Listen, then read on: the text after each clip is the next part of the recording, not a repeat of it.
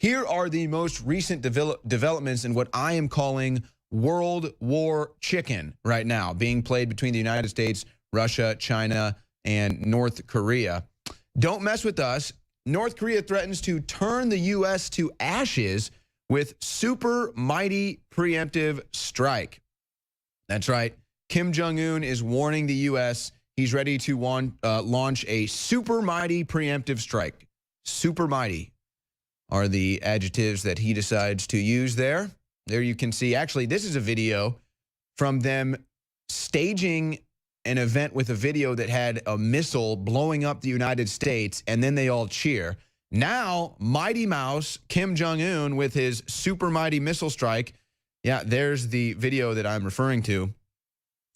Kim Jong-un is now threatening the U.S. with a super mighty missile strike the day after Mighty Mouse plays that video at a North Korean ceremony.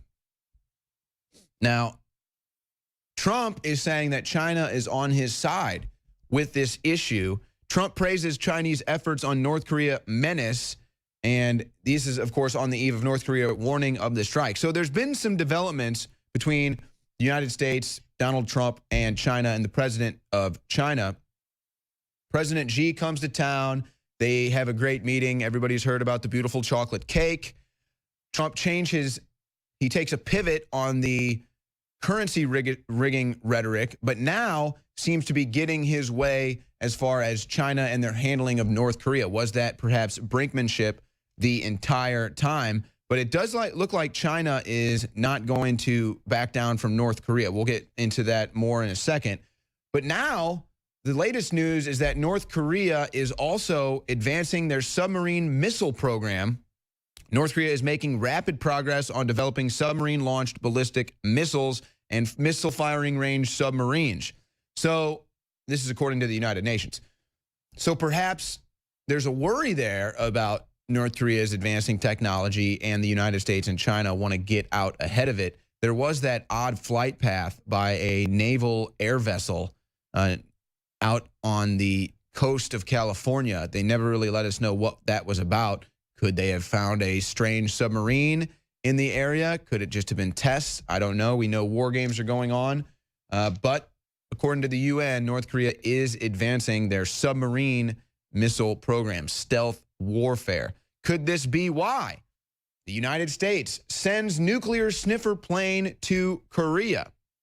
Apparently, the United Air Force has now dispatched a nuclear sniffer aircraft to the Korean Peninsula amid the possibility of North Korea's imminent nuclear test. Well, they've been testing nukes allegedly successfully. Of course, allegedly one blew up as well.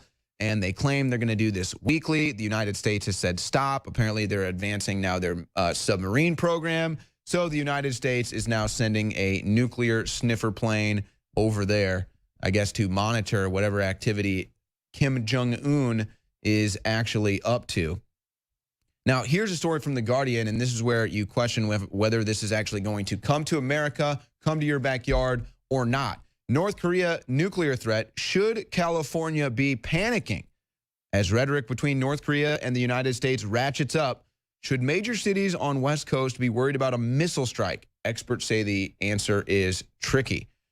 Well, I know I wouldn't want to live in California, and that's not been because of the threat of a North Korea missile, but perhaps that might add to the reasons not to want to live there anymore. Maxine Waters, Nancy Pelosi, the worst taxes, earthquakes, etc., Hollywood. But for real, people in California, for the most part, probably aren't too concerned about this. They haven't been too concerned about Fukushima that has been leaking nuclear waste in their direction for, wow, it's been a long time now, over 5 years.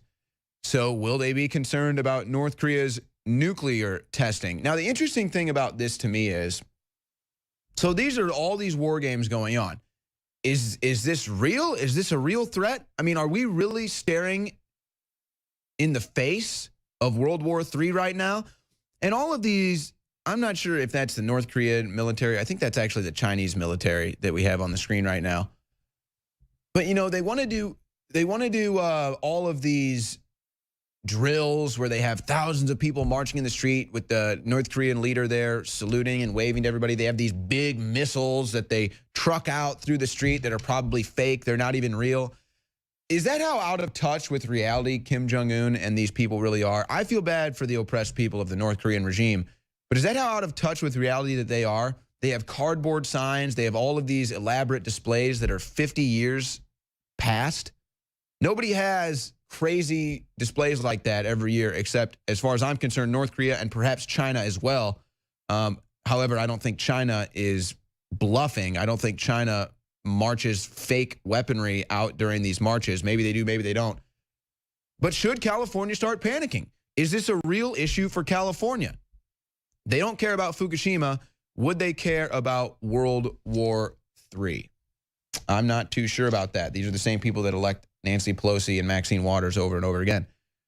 But here you go again with China looking like they're cooperating with the United States. United States official with eye on North Korea, China puts bombers on high alert. So it's not just the United States that is considering aircraft in the area or that has aircraft in the area. China is also putting their bombers on high alert. These are serious war games going on. So what have we covered? United States war games, North Korean war games, Chinese war games. It just goes on and on and on. And the question that remains is, who is China going to side with? They've been very tolerant of the North Korean regime, the North Korean communist dictatorship for a long time. The United States has said, we're not going to be tolerant anymore, and they want to work with China to do something about it. Now, China already rejected a coal shipment from North Korea. This was right on the heels of President Xi and President Trump meeting. Now Beijing may cut oil to North Korea. This according to a Chinese export. So China turns the screw on North Korea to prevent another nuclear test. So China now not doing coal deals. Are they not going to be doing oil deals as well? Is this another sign, along with the aircraft that are on high alert, the coal, and now the oil? Are these all signs that Trump's brinksmanship with Chinese President Xi has worked to his favor, and that now he can get them to work with him on North Korea? Yes, this is a story from Forbes. Is China really abandoning North Korea?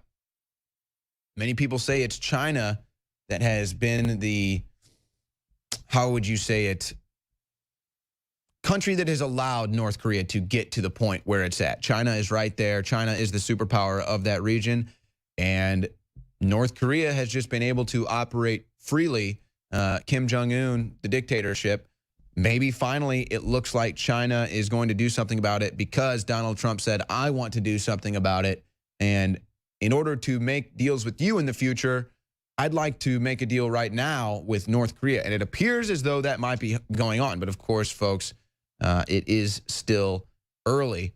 More war games from China. China tests missiles on deadly new destroyer ship near North Korea as it warns it's getting troops battle ready. Well, that's right. China has already sent 100,000 troops to the border. I think that number was 100,000. China sends 100,000 troops to the border. China rejects North Korea's coal. China says we're not going to do oil deals with North Korea anymore. Now they're testing missiles on a destroyer ship that is near North Korea and has troops battle ready.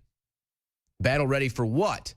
To take down the North Korean dictator or to defend the North Korean dictator? I guess that's the question. But right now, I would say that signs point to China working with the United States to end the communist regime in North Korea. So again, more war games here from China as they're testing missiles and getting troops ready.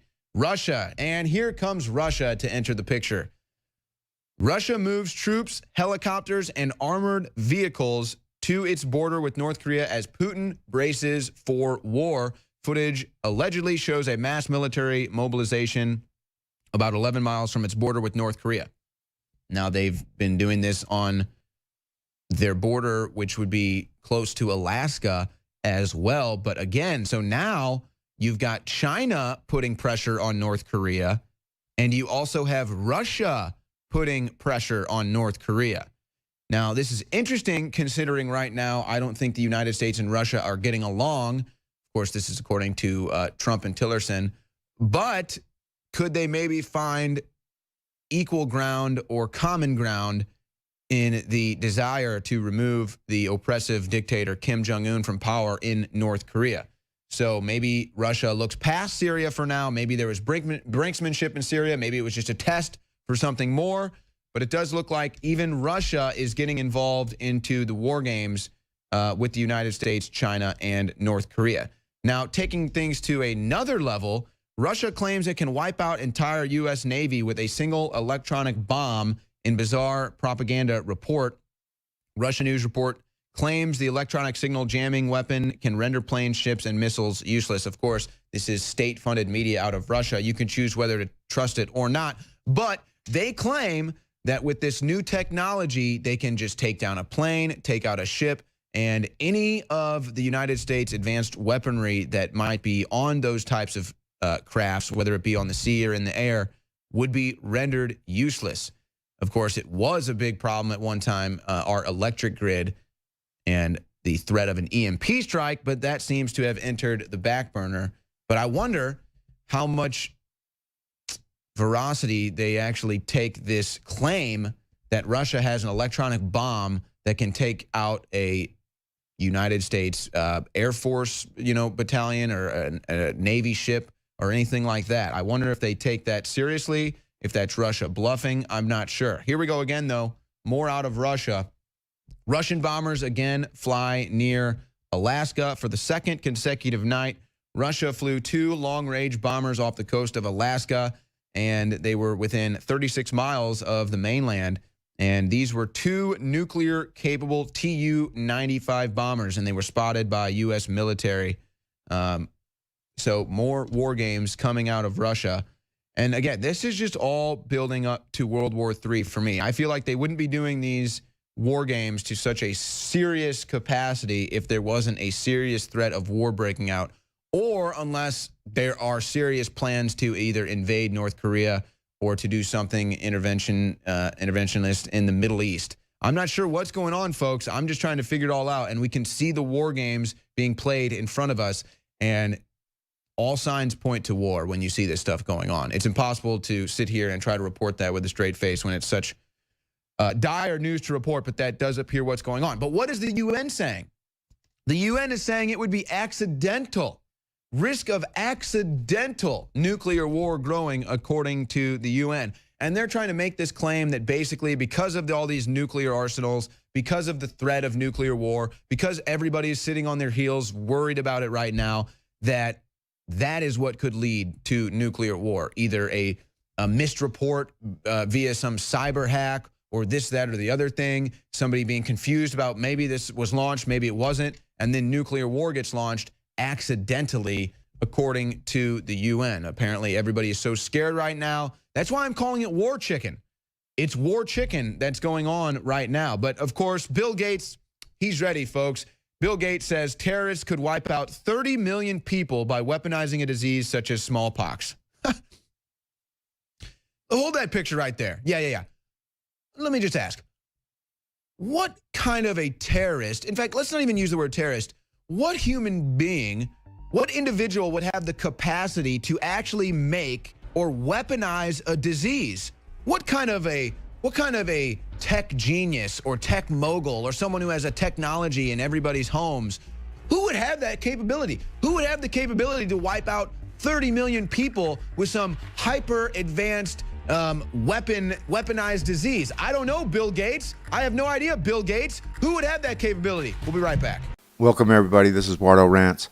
There's no way of verifying this at this point, but this is about painting U.S. planes in Russian colors. I would say that it's something that people better keep a good eye out for, because dirty tricks will continue, and anything to get this war going, that's what the bankers are set to do. The stories on the internet recently about American opposing force aircraft, these were Marine F-18s being painted in the Russian colors, and the potential of them being used for false flag attacks in Syria. VT looked at that story a while ago. Ian Greenhalgh, one of our military editors examined it. We weren't able to run the story. We couldn't find any verification that the F-18s had been used in the Middle East. On the other hand, we do have reason to believe that others have done the same thing. We believe that either Israeli F-15s or other planes being flown out of Turkey have attacked Syria and have done this in false flag attacks. We believe the likelihood of that is extremely high. The Russians on 2 or more occasions have brought up that bombing attacks the U.S. has referred to as war crimes. Russia was very clear about not having planes in the area.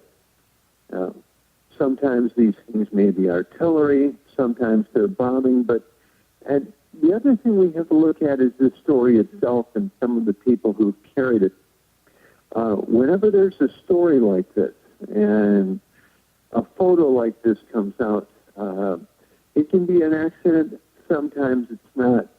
But what I think we need to accept that putting a little paint on an airplane is pretty easy, and that the Russians just recently moved new air defenses in and increased their radar coverage. And this kind of attack is quite likely one of the reasons the Russians have done that. We know that Israel has a history of false flags. They've been caught already attacking Syria. So the thing that you should be looking out for is where they're coming in from Turkey and whatnot. People keep an eye out for any of this information. So you guys follow me on Facebook, Wardo Rants, also WardoRants.com, and also on Twitter. Anyway, Wardo out.